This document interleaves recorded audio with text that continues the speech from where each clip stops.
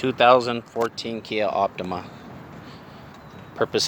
If you saw the first video, you'll see how I was able to get to the OBD II, which is also known as a DLC, and the push start button. How to get access to both of them in the first video. Now that everything is apart, the problem with what the customer was having is they went to go program a key. This is the original key, and so this is the original key here, and this is the aftermarket key. They couldn't program the key because of two different reasons. One, the fuse was blown on the OBD II connector. So this would be the OBD connector, of course, terminal.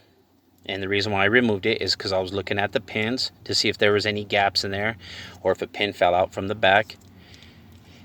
As I went further with the research, I found that the fuse was blown. Time to find where the fuse is at. Well, it's beneath the steering wheel of your vehicle on the driver's side in the fuse box. So here's your first row, your second row, and it's in the third row. From the off and on switch, it'd be 1, 2, 3. It's the third one, and it's 10 amp. I marked it with black marker on the sides of the number 10. That's why it looks like a dark burgundy red. Before I continue this video, I'd like to say thank you to an individual on YouTube. Sorry about the writing. I was writing on this piece of paper while it was on my lap, and my pen is dying. Go to YouTube. His video is DLC Quick Testing Tips. Man, thank you so much. Your video was straight to the point and it was super clear. I was able to write not a diagram. It's not a wire diagram, but it does show me where everything is located on this vehicle. So more like a schematic of some point. As you can see, my pin 1 through 8 on the top row and 9 through 16 on the bottom row. I found number 16, his battery, like you said. I hooked up power to it, and I wasn't getting any. So I'm so thankful that it wasn't the brain of the vehicle, which that would have been a bummer, or a pinched wire somewhere, a cut wire. So once again, if we look at the lid, I showed you how to remove this. It says fuse and OBD. It's located here. I showed you how to remove it. If you were to turn it around, it shows you the fuses, the amperage, and what they go to. This fuse box, this does not though. So if you look at the fuse switch, it's 1, 2, 3. It's the third one, and the third one says memory. It does not say OBD II or DLC. I wrote that myself in marker, and I highlighted it for you. It's the third one down, 10 amp. It was a unique fuse. I didn't have the fuse on hand. I had other fuses, but I found that you have another fuse box beneath the hood of your vehicle. So if you come around, here's the box.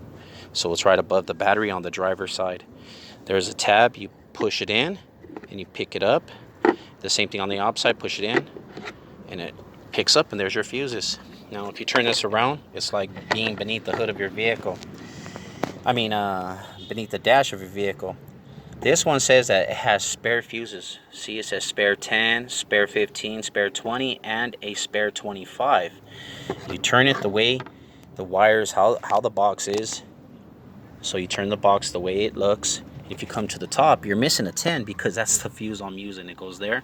Above the wires, there's a 10, a 15, which is blue, and a 20, which is yellow, and white is 25. The red is missing. I used it. I pulled it out by using this fuse remover. This really helped out a lot.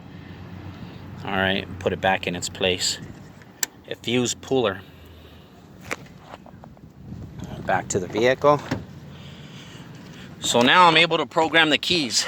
About these keys, if you're ever going to go get a key programmed, this is the original. This is the aftermarket. The aftermarket does not work. It does not start your vehicle. Of course, the aftermarket doesn't. So it's a switchblade key, if you like a better way of looking at it, to help you remember it. You can't start the key. It does not have an ignition. It has a push start. Your original key has a special chip inside of it, a transponder chip of some sort.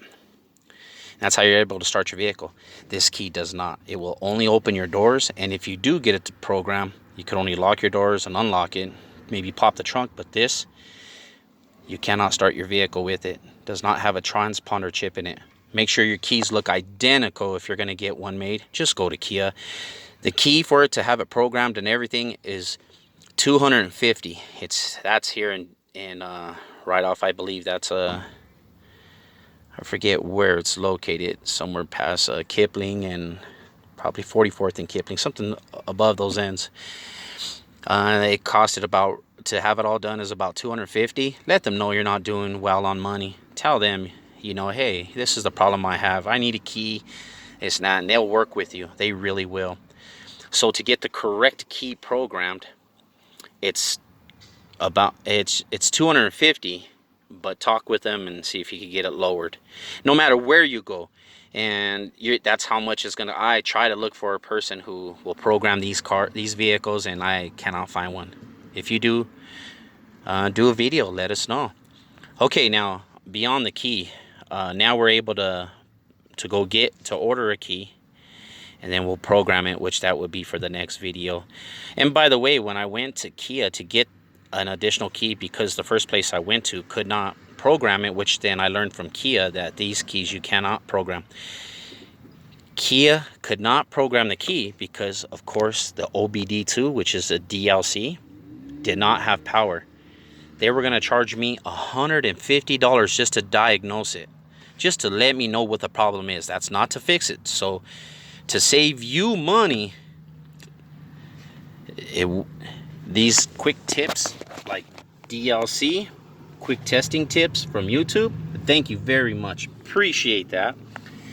I was able to find out it was the fuse in the box, and guess what? I saved this customer $150 for that. That's wonderful. By the way, I'm gonna hold the phone still on this. It's not a diagram because there's really no wires in it, and it's like a schematic. But this is just basically letting you know the designated areas of what fuse and what amperage. Be safe in all you do.